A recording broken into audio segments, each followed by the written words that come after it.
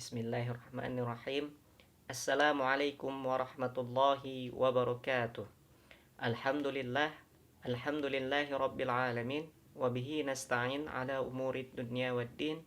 Wassalatu wassalamu ala ashrafil anbiya'i wal mursalin. Wa ala alihi wa ashabihi ajma'in. Amma ba'du. Baik kawan-kawan, di video kali ini kita seperti janji sebelumnya akan membahas masalah ad-dhamir, pembagian dari isim ma'rifah.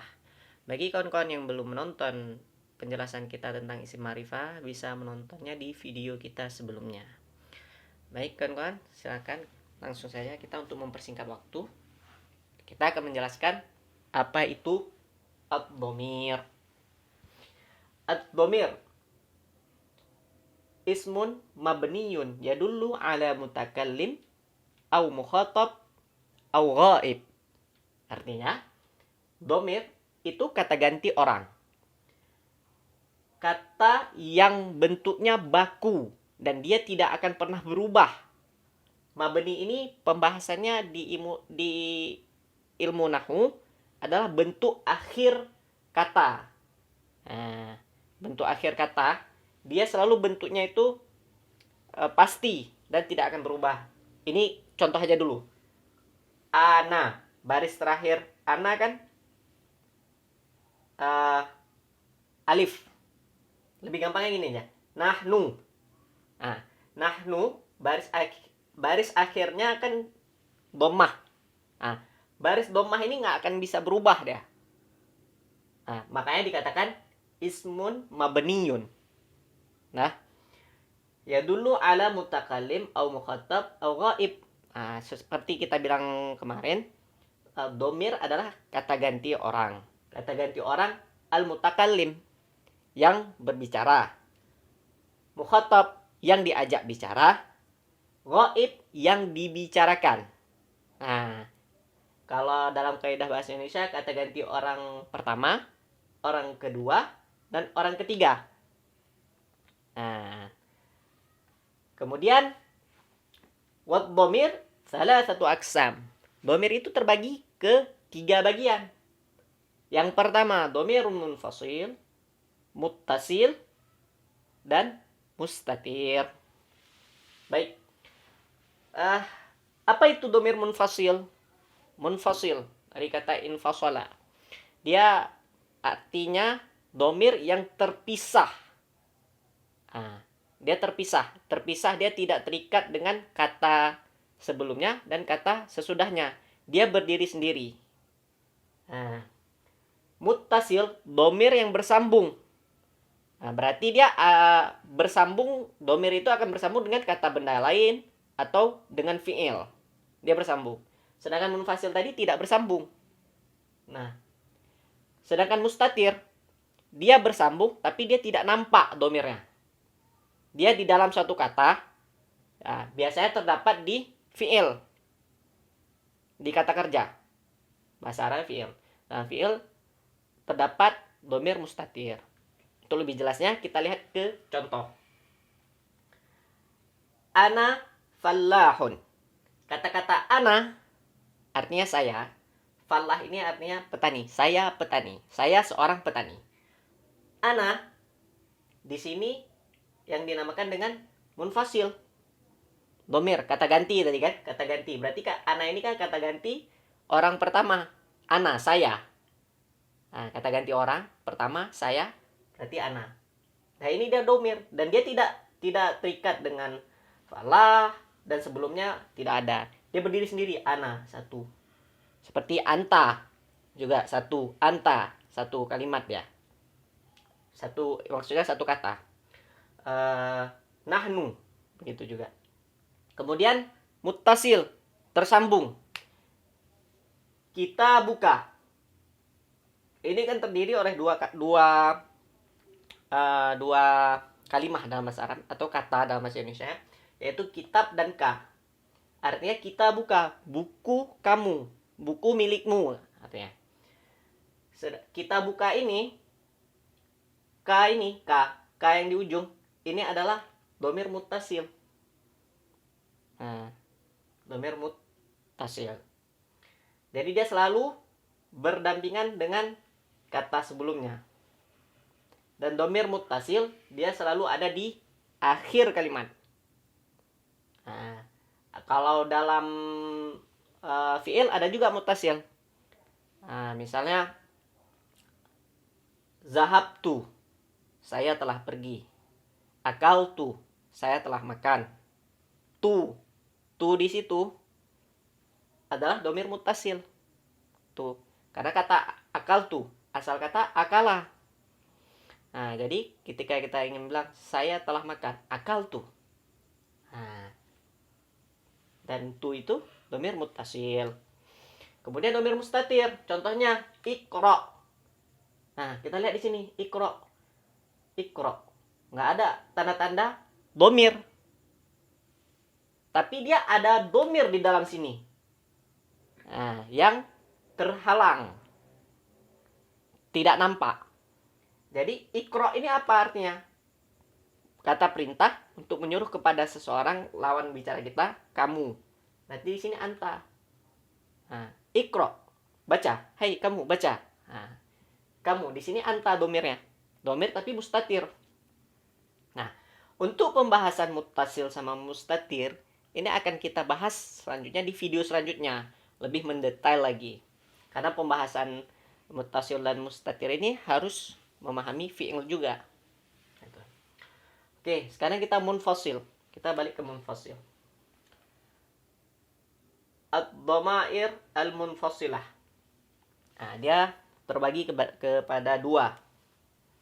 Yang pertama, takunu fi mahalli rafa' mubtada' au khabar au fa'il au naibul fa'il. Posisi domir munfasil ini dia berada pada kalimat mubtada', khabar, fi'il atau naibul fa'il. Keempat posisi ini dalam bentuk rafa'. Rafa' itu bentuknya bisa dhammah, bisa waw atau alif. Nah, dan ini akan kita bahas nanti ketika kita mulai belajar lagi yang namanya i'rab.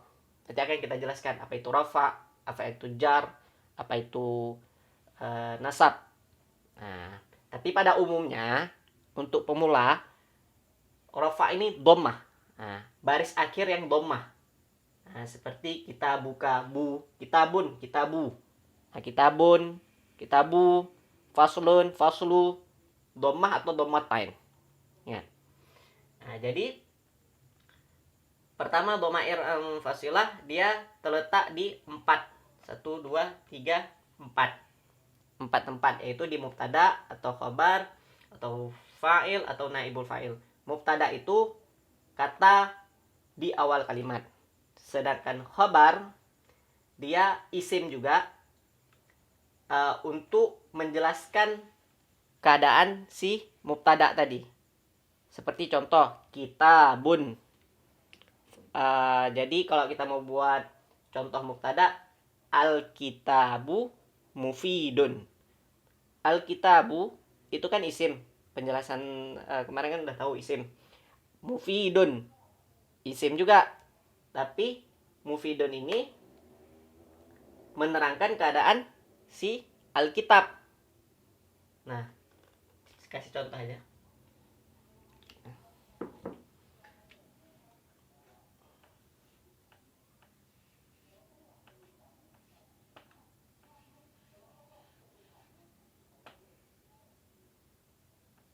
Kitabu mufidun. Nah, kitabu ini mubtada karena di awal.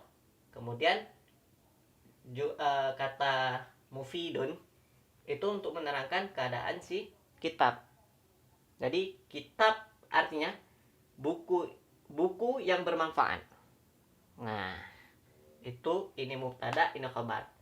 Nah, dan posisi dhamir bisa di sini dan bisa di sini. Seperti tadi, ana fallahun. Nah, jadi ana ini sebagai mubtada, fallahun ini sebagai khabar. Berarti ini pertama posisinya apa? Domir munfasil, ana berarti mubtada. Nah, dan dia bisa juga di khobar, bisa juga di fa'il atau naibul fa'il. Pembahasan fa'il dan naibul fa'il ini akan kita bahas nanti di penjelasan fi'il. Nah, yang terpenting sekarang adik-adik atau kawan-kawan memahami dulu yang dinamakan mana domir lil mutakallim dan lil mukhatab, kemudian lil ghaib. Nah, domir lil mutakallim ada dua, ana, nahnu. Kan saya, kami. Itu kan orang-orang yang yang berbicara. Nah, kemudian lawan bicara anta, anti, antuma, antum, antunna. Anta, kamu laki-laki. Kata ganti kamu laki-laki. Anti, kata ganti kamu untuk perempuan. Antuma, kamu dua orang. Kalau tadi anta sama anti satu orang, tunggal. Antuma, dua orang. Antum, lebih dari tiga orang. Kalau antuma ini bisa untuk muannas atau muzakkar. Bisa untuk laki-laki atau untuk perempuan. Antum, untuk tiga orang laki-laki, kamu. Antunna, kamu, tiga orang perempuan. Maksudnya lebih dari tiga orang. Kalian artinya untuk perempuan. Kemudian lil ghaib yang dibicarakan. Huwa, dia laki-laki, tunggal satu orang. Hiya, dia perempuan, tunggal juga. Huma, dia perempuan atau laki-laki untuk dua orang. Hum, dia mereka ya. Mereka laki-laki lebih dari tiga orang. Hunna, mereka perempuan lebih dari tiga orang. Jadi kalau tiga ke atas itu dikatakan hunna. Kalau masih dua, huma. Nah,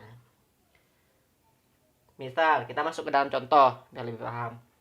Ana polibun, saya seorang pelajar.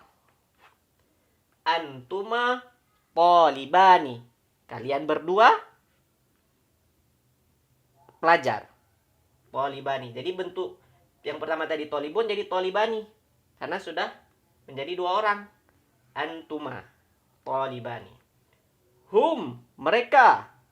Tullabun, mereka para pelajar atau para siswa. Kemudian takunu fi mahalli nasbi maf'ulun bih. Nah, domair al-munfasilah ini atau domir munfasil, dia juga ada di posisi maf'ulun bih dan bentuknya juga nasab. Kalau maf'ulun bih itu kan mansub, dia posisi terakhir. Jadi misalnya kita mau bilang contoh lagi ya.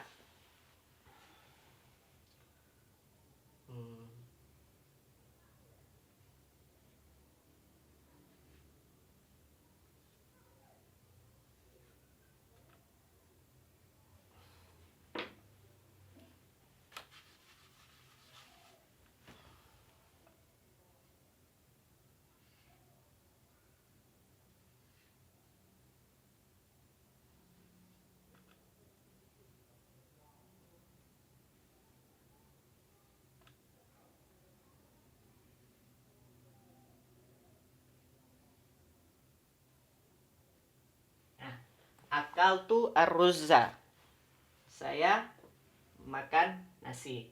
Ar-ruzza di sini maf'ul. Nah, di sini maf'ul. Fi mahalli nasab. Nasab itu fathah. Lebih gampangnya fathah aja. Kita kasih contoh. Karena kita untuk pemula. Jadi posisi dhamir ini dia di posisi maf'ul. Nah, pertama lil mutakallim. Iyaya, iyana, hanya kepada saya.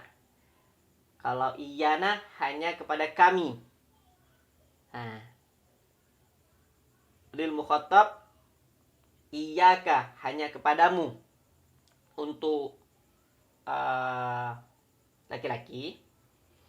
Iyaki, hanya untuk kamu perempuan, tunggal masih.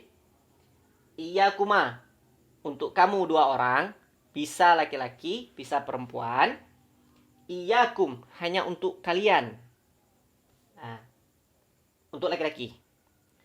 Iyakunna, untuk kalian, hanya untuk kalian perempuan. Artinya. Kemudian lil ghaib, iyahu. Nah, kata-katanya tetap iya dia. Iya tinggal hu, tambah hu di sini. Iyahu menjadi domir huwa tadi. Nah, huwa. Dia laki-laki 1. Iyaha, dia perempuan. Iyahuma, 2 orang, dia 2 orang, bisa laki-laki, bisa perempuan. Iyahum, bisa untuk mereka. Iyahunna, untuk mereka juga. Iyahum, untuk mereka laki-laki. Iyahunna, untuk mereka perempuan. Contohnya, dalam surah Al-Fatihah, Iyyaka na'budu wa iyyaka nasta'in. Hanya kepada Engkaulah kami menyembah, dan hanya kepada Engkaulah kami meminta pertolongan. Nah, kalau di kalimat ini ada perbedaan. Biasanya maf'ul itu selalu di akhir. Fi'il dulu, misalnya akaltu ar-ruzza, saya makan nasi. Sedangkan di sini, kenapa iyyaka dulu baru na'budu? Ini maf'ul yang diawalkan bentuknya, dan ada makna tersendiri karena mengawalkan maf'ul. Harusnya na'budu iyyaka, nasta'inu iyyaka. Nah, dan ini masuk ke dalam kajian balaghah. Nah, di sini Allah ingin mengatakan iyyaka na'budu, hanya kepada Allah lah. Nah, iyyaka na'budu, kami menyembah. Nah, kayak itu. Wa iyyaka nasta'in, dan hanya kepada Engkau lah kami meminta pertolongan. Nah, makna di sini taukid ya, lebih penekanan. Nah, baik kan kawan? Mungkin sampai di sini dulu pembahasan kita tentang dhamir munfasil, dhamir yang terpisah. Jadi kawan-kawan harus tahu dulu yang paling mendasar dulu, yang bagian sebelah sini. Huwa, huma, hum. Hiya, huma, hunna. Anta, antuma, antum. Anti, antuma, antunna. Ana, nahnu. Jadi ketika sudah tahu kosakata ini, carilah kosakata tentang profesi. Misalnya seperti tadi, ana talibun, saya seorang siswa. Ana fallahun, saya seorang petani. Ana mudarrisun, saya seorang guru. Ana muwadzafun, saya seorang pegawai. Nah, jadi banyak lagi job-job pekerjaan yang bisa digunakan pakai menggabungkan antara dhamir dan isim. Nah, baik. Nah, ini yang terpenting ini dulu dihafal. Kalau ini nanti ada pengembangan penjelasannya ketika nanti kita masuk ke dalam fi'il. Nah, baik, mungkin itu aja kawan-kawan. Kalau ada yang kurang jelas atau belum bisa dipahami, boleh tanyakan di dalam kolom komentar. Dan pelajaran yang sudah kita pelajari dari video-video sebelumnya bisa ditonton lagi balik dan dipraktekkan. Ilmu yang telah kita dapatkan dipraktekkan. Seperti udah mengenal isim, ketika baca-baca Al-Quran, lihat, oh ini isim, keluarkan kata isimnya. Nah, apalagi ada Al-Quran yang punya terjemahan per kata, itu lebih gampang dan lebih memudahkan kawan-kawan atau adik-adik untuk menambah kosakata.